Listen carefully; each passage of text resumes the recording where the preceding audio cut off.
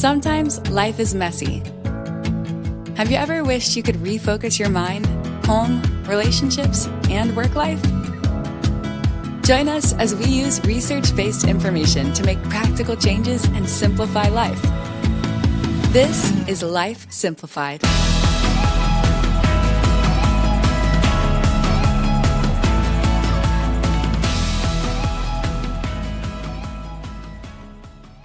Welcome back to Life Simplified.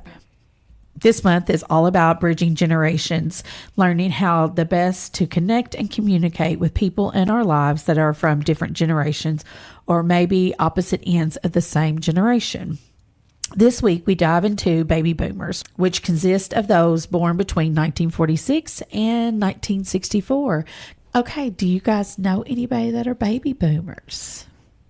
Yes, mother and father. Yes. My parents, my aunts and uncles. How is your communication skills with them? Depends on the day. I'm putting you on the spot here. Yeah. Yeah, it depends on the day. Depends on the topic. Okay. How many in your workplace are baby boomers? I honestly don't know if we maybe have one. I will say sometimes there can be some communication, some miscommunication, let's say that, between the generations. The generations. But yeah, now that I think about it, we only have one right now, which is kind of surprising. See, I put you on the spot and you had to think about it, as far as if you have any baby boomers in your office.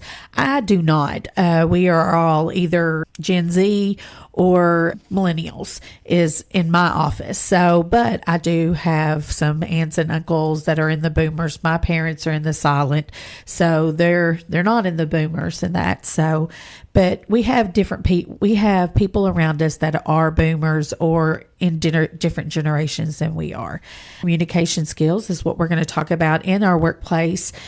Can be challenging at times because of the different generations, but then sometimes it's good to have them different generations in our office. So that way, we see it from different perspectives if we're trying to problem solve or trying to plan things, for our communities and that. So sometimes having the different generations are good to have in our offices.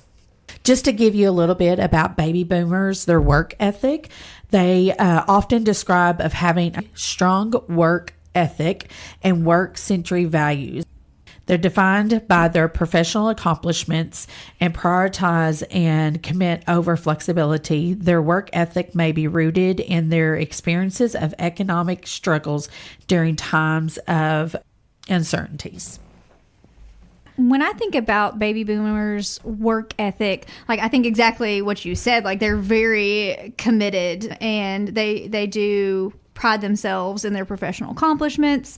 But I also think, and this, it can be a generalization, but they are a generation too that maybe was the last generation that was really hesitant to take their days off, to take their vacation leave, to take their sick leave when they needed to. I think as we got into Gen X and millennials and Gen Zs, you progressively, people are more no, this is a time I earned. I'm going to take it. I'm going to, self-care has been a big buzzword. But I think for baby boomers, if I can be at work, I'm going to be at work. I'm going to do my job. And that has kind of been a foundation for this group.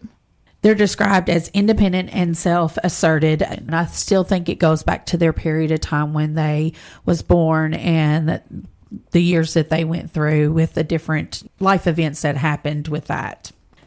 Baby boomers' values include hard work, optimism, family, and they may also value friendships. I think we all value friendships, but they say that they're very strong. They do value their friendships in that. And I can see that when I'm thinking about the baby boomers in my life.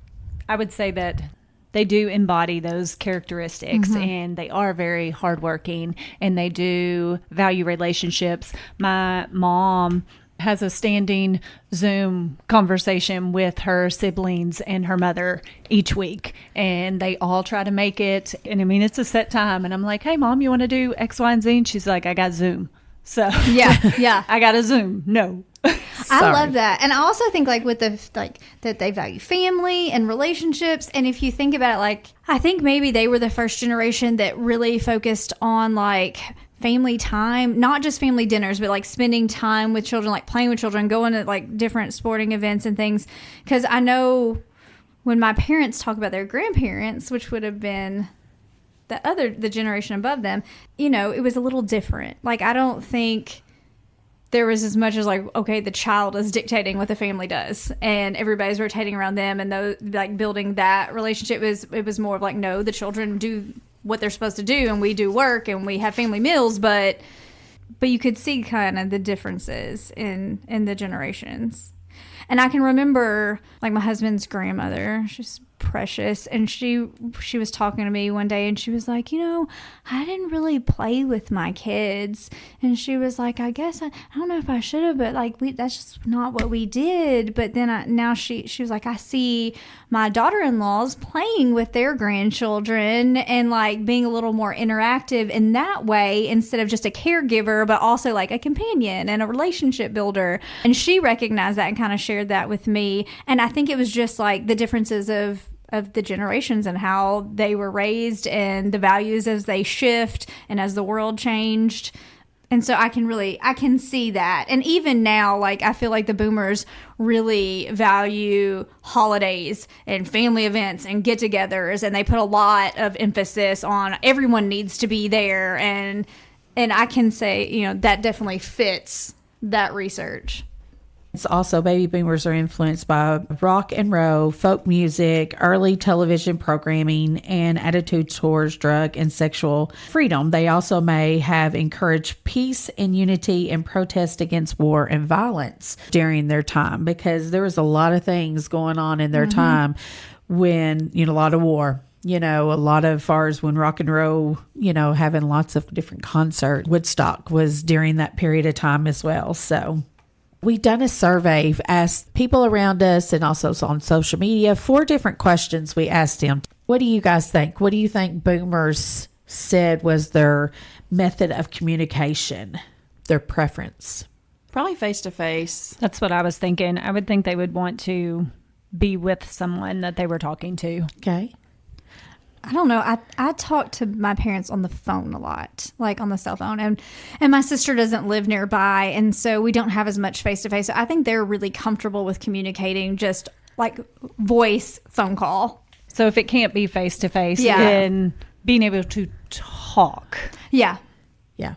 Okay. So some of them said private messages. So maybe like through social media, and then email was another one that they prefer, in person, and also text. I was very surprised about that one, but I mean, they may be closer to the Gen X side, maybe with text. But I don't know. My mama, like I said, she's a silent, and she texts. Yeah, she texts us. So my mom texts a lot too. So yeah, mine does too. I think it's just part of our world now. Yeah, and that's how we communicate typically. So they've just adapted. And I think when they're communicating with other generations, they probably know they're more likely to get a quick answer and a response that way. Right. Whereas if you call, it could be crickets. Like, you may get a call back, it may not. You might just get a text back. Like, yeah. Or you may not want to know what they say, so you just text. Our next question that we ask is, where do baby boomers go for information on a new topic? What do you guys think? The Google. The Google. the Google. Google it. On the internet, for sure. Yes, definitely. Yeah, everybody that answered this question, they said internet and Google. What was the most defining event of baby boomers' generation? What do you guys think? I think they have a ton, honestly. Like, there's a lot there. I think for me, one that comes to mind, because I just watched the Elvis movie not long ago, is just the shift in music. Not only in like the sound, but also in the messaging and what was able to be there. Like, just freedom of speech being pushed in artistic ways, not just like on news or written word. Well, I had some say 9/11 was one of the events. It didn't happen during the boomers' time, but they said that was one of their defining events that happened to them. The access of technology, you know, how it has come to light, And family dynamic was another answer that I was given, and internet on one hand, and then being the last generation with the connection of World War II and Great Depression through our parents was another one that somebody had added to that. Then our last question was, do you relate with baby boomers or millenniums? And I had several say they connect with all generations. So I thought that was really interesting, and that's good that they can connect with all of them. Also, baby boomers, as far as connect with other baby boomers, and baby boomers also with millenniums and Gen X as well, was the answers that was given to them questions. Well, and I know that, and we'll talk about this more in future episodes, but I'm a millennial raised by a baby boomer, and then their grandkids are Gen X or even Alpha. So that would make sense that they are communicating with multiple generations and are able to relate to multiple generations. Here's some tips for communication with baby boomers. Be direct. Baby boomers prefer direct communication, face value. Avoid using control language like you should do that or you need to do that. Be transparent. When explaining the service, be transparent and open and provide examples of what others have experienced. Be respectful. We should all be respectful regardless of what generation you are in. We all need to be respectful of other people. Respecting the baby boomers too, their experience and knowledge. We need to respect what they've already been through in life, and they may know better than we do of events or work, so we should be respectful for them and their generation.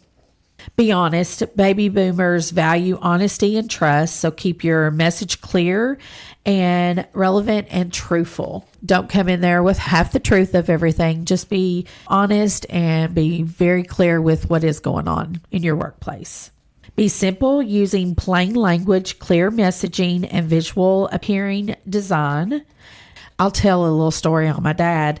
He is not technology at all, but I'm so proud of him because he retired from one of his jobs.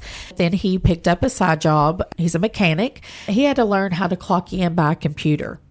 And that was very challenging for him, but he learned.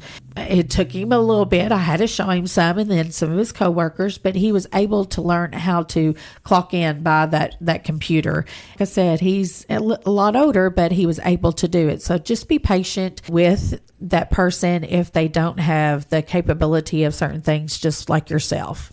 And, I think baby boomers really did adapt well, like when we went through COVID and we kind of shifted into face meetings, over Zoom and other platforms. And they did that, because I know my parents were meeting on Zoom for church or to get with friends and communicate. Ashley's mom is still doing that. That continued on. And so I think they are willing to learn, but they don't want to be talked down to in the process. So Right. It's be respectful, help them do that.